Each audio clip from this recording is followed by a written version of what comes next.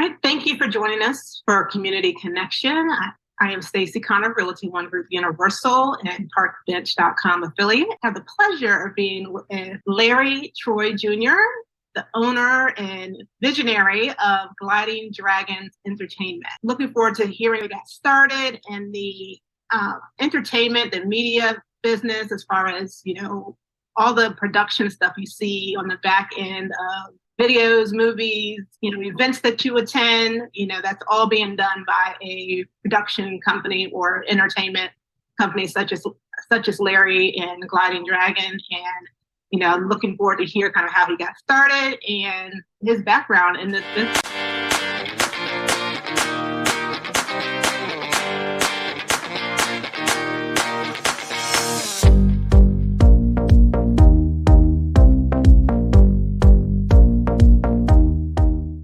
So Larry, thank you for taking the time to join me today and telling us a little bit about your business. Yeah, how's it going? As said, it's Larry Troy, owner of Gliding Dragon Entertainment. Just recently finished up, officially launching Gliding Dragon Entertainment LLC. It's been mostly a sole proprietorship most of my life. And when I say most of my life, I have been doing this since, not even joking, I was 7. Starting off like Windows Movie Maker. It's been crazy to get to this point from there because it started off like an innocent little joke, something like my sister was editing videos, and then of course me being the competitive person I am, I'm like, I could probably do that better. So I go and do it. Next thing you know, I'm hooked to it, and I'm really, really good at it. And then it gets to a point where I'm editing anime music videos. Pirates of the Caribbean, compilations, and then it's okay, I actually enjoy doing these. And then I enjoy the look I get from people when they find out that this little kid put this together. Mm-hmm. It's amazing how we stumble into some of our talents, You definitely did that, because I originally wanted to be a paleontologist. Oh, wow.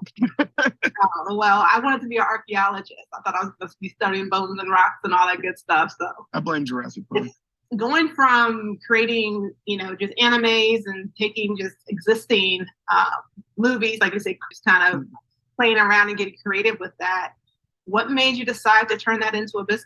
I realistically didn't decide to make it a business until, of course, further down the line. Of course, it's a little hobby, fun thing to do. And at a certain point, I was like, I want to be an actor, or I want to voice acting, and I want to be editing. And then it just evolved into I just want to do anything media based, because I have this weird thing where even when I listen to soundtracks, I can hear the soundtrack and know exactly what point in the movie that is happening in, or I could envision the entire edit in my head while I'm listening to to music, and then I'm like, oh wait, that'd be a trailer. That'd be a trailer.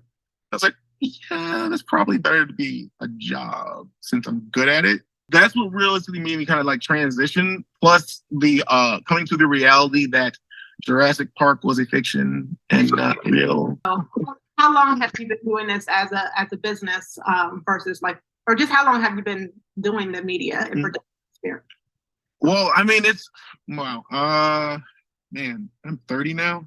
23 some odd years. So wow. A little bit of more backstory on me, right? So I'm actually neurodivergent, if you couldn't tell by how I look. I'm very, very out there, mainly because I'm autistic. I have ADHD. I'm dyslexic. But that interesting thing about the three of those is kind of this weird holy trinity of combination, where I can kind of 3D map the world.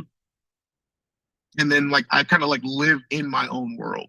So it feels kind of almost like how method actors kind of get involved in a role. I will do that, but for what the task I'm into. So if I'm really into that task, I will do it. Also, if anyone tells me I can't do a task, I will also do it to prove a point, fueled by pure spite.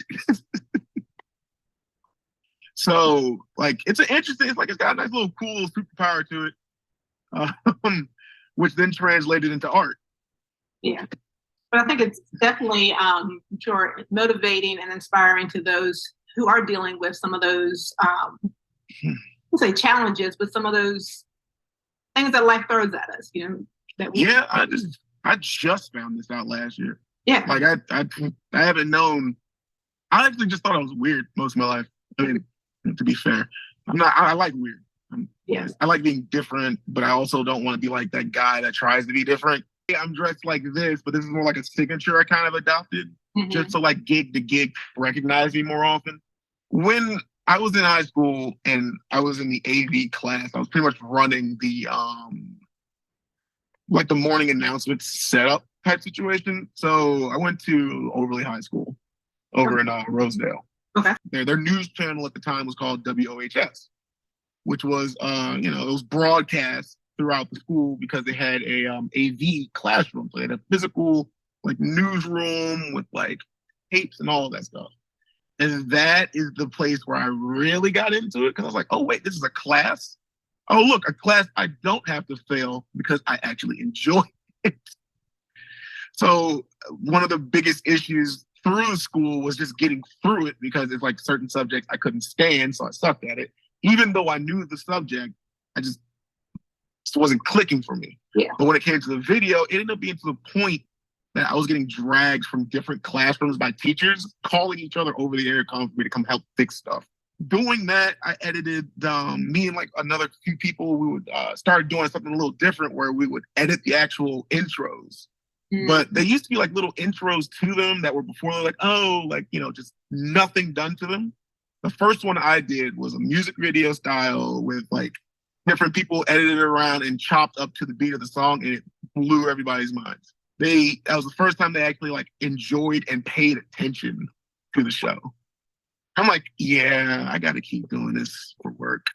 So what type of events and stuff do you tend to do?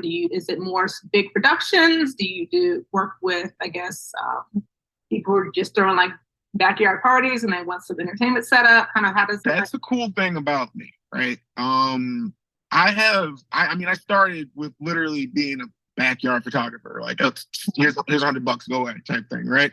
Like, okay, thank you, I appreciate you, thank you. And it still sticks with me for certain situations as long as it makes sense. But it's not just like I don't do that. Like, oh, I'm better than that. No, it's like, no, seriously. I can do a shoot in someone's home. I can do real estate photography, videography, whatever you like, parties, cool. But I also do production, like straight up. Like I've been on music video sets, like full blown, not one camera guy with a Ronin circling you. No, like there's a guy in a chair here, somebody's over here for continuity, you got somebody over there running sound. Like, I mean, a whole big production team is for just a music video.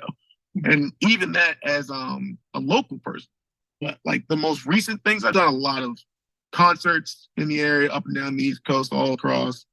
I've worked with a bunch of different artists as far as like doing video shoots for them. Like, for example, I did like a Live in the Vineyard where I did the Southwest Airlines shoot where like we literally shot in the plane while it's flying. Oh, wow. Of them doing like an impromptu show on there. And then like I've worked with Arlissa, Gambino. That was crazy. Skinner's the reason I have this hat. It cost me $100. I was actually working with V1. No, not V1, V2, running and helping with video. And they needed a camera guy for Skinner. And then it was like, I went down there, did it during Freebird. Of course, I'm like over the top with like doing the shots because it's live shot and broadcast to like the screens. I was doing like little crazy like things. And when he came to do like a solo, he was like just like it was just great. It was a really cool moment. Got the $100 and was like, oh, this is for the hat. Ran over to the shop and bought my hat. I never take this thing off now. That is cool. That is cool. Out of all the types of productions that you do you have a favorite? I really like live events and then anything film that's like creative. But it's definitely live events, mainly because I have the most fun on those. It is really like a crazy experience. It's really insane to be able to build. For example, like I've helped build Moonrise. I've helped build Beyonce's stage. I've helped build Elton John's stage. I've been all over the place, right? And it's really cool to be able to, and this was the wildest thing I think I did in the very beginning of it, was walk from the back of the stage while Beyonce and Jay-Z's on stage, walk into the VIP section, look up, thought to myself, I'm like, this is crazy. Not only did I help build this massive structure, help set it up, but I'm also able to literally walk freely in like multi-$1,000 areas, no problem. It's who would have thought, you starting off, with your sister's anime stuff, things like that you would be in these big time, big name production, you'd be involved in it. I honestly have to sometimes, because I try to be like as humble as possible with a lot of things. Like I get like real shy, like, no, it's not that great. It's not that great. I promise you, it's not. It looks good. So I'm constantly thinking I can do better than that. I can do better than that. I can do better than that. So I'm really bad at taking compliments. We're always our own worst critics, but it also kind of gives you the drive and motivation to keep going, to always aiming for higher heights. Because if we were just content with what we're doing, there's never any growth. So I definitely commend you to that. Thank you. It's definitely been up and down. It hasn't been like a perfect stretch, It's been, of course not. This is probably the most accomplishment has been done in the last year, because it's been like on and off. And then, once COVID hit, it was like everybody was off. Plummeted. I was in a Best Buy for like a year and a half, losing my mind because like every 5 seconds somebody was calling my name to answer a question, because I was the only one there who had like worked to the scale that I had worked. It got so stressful that I honestly had to take a mental health leave of absence. And then once I took that mental health leave of absence, was more so around the time COVID was, I don't want to say going away, but like it wasn't as restrictive as it used to be. And then in doing so, I rediscovered my passion. Based out of the Owings Mills area, what do you like most about just living and working in this area? So living and working in this area is extremely convenient, especially as far as like acquiring gear, food, which is like my favorite place ever, which is Wegmans, because for some reason I have an obsession with cheese, and they have a giant thing of cheese. Oh, they do. I get stuck there, and I have to get dragged out of there often. So, but not even just that. I mean, like literally, you got your shopping. The further from where I live, right, my left, the further down I go, the more shops I get to. So food, the gym right around the corner, a bunch of different restaurants in that direction. Before I even get to them and keep another direction, there's a whole nother shopping center over there. And then you get your higher end stuff the further down you go. If I leave out and make a right, then now I'm heading to more like, small townish type side. It has like that really neighborhoody feel. It's just nice having so much in such an area, but not even just that, but it's the fact that this is pretty much like no more than 45 minutes to anywhere I need to go. Especially if I'm doing a shoot, like local shoots. Airport is like 30-something minutes away, so I can just zoom on down there. The things I like about this area is that Owings Mills is it's located centrally enough that there's enough back road access, to bypass some of the traffic, especially during rush hour when you need to get somewhere, right? Yeah. It does suck though if you get to that split, and then you're like, oh, that's worth it. Yeah. But yeah, I definitely agree with you. Just the convenience, and there's so much here, and they're still building up. Anybody who wants to come check out Owings Mills, definitely come. A lot of places to eat, shop, all that good stuff. So, is there anything else that you want people to know about you, your business, before we close out? Oh yeah. So when I say pretty much anything in media, I'm not even joking. Like as far as like I built my own website, I edit everything, I shoot everything, but I also have a group of individuals that I can contract through or collaborate with if it becomes into a much bigger actual full scale setup. So I mean, like literally it can go from just a little old camera back there to a whole big old festival setup. I have so many people that I know in the industry that I've like gotten in contact with, worked with, like and they know me. I know them. Like if I need this, that, or the third that I can't do it. I got somebody who I know who can help me make it get done. Got the connection, y'all. Live event, video, photo, digital, crafts, whatever. It's like whatever you need for your project, Gliding Dragon Entertainment is capable of getting it for you. Just to add to that, even doing a video in his car, he has lighting set up. I'm a little extra when it comes to that is our. I like doing like little set designs. Like I had this right here specifically to pull in. I just like make sure we had our sound right and everything. Yep, I got my wireless microphone on it. So I would definitely check them out. So how can people connect with you and find you if they would like to? Every social media that's come out is literally Gliding Dragon. So if you can get me on Instagram at Gliding Dragon, Twitter at Gliding Dragon, now TikTok at Gliding Dragon, or you could just actually contact me through my website with all my information on there as well.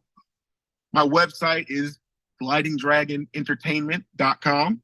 LinkedIn is also Gliding Dragon Entertainment. So those are probably the only two that have the full name in it. But everything else, if you typed in Gliding Dragon to look for me specifically, I'll pop right back up. And we'll definitely plug that information into the comments as well, so that you guys can definitely follow, connect with Larry. You just, if you see him, you might see him in Wegmans, say hello. All right, Larry, we definitely thank you for the time. We definitely appreciate you. Thank you. Tell us a little bit more about what you do. It's not often we get to talk to the person who is behind the setup of the events we go to. So it was always good to have a glimpse into that. So we're usually under the stage. That's who you are. Next festival you go to, look right under the stage and look at all the hammocks. Mm-hmm. And look at us looking at you. You thought someone was looking at you. Oh, we are. It's under the stage. All right. Well, you guys take care and check out parkbench.com/Owings Mills for additional interviews, information on the local community, and where this interview will be posted as well. All right. Well, take care.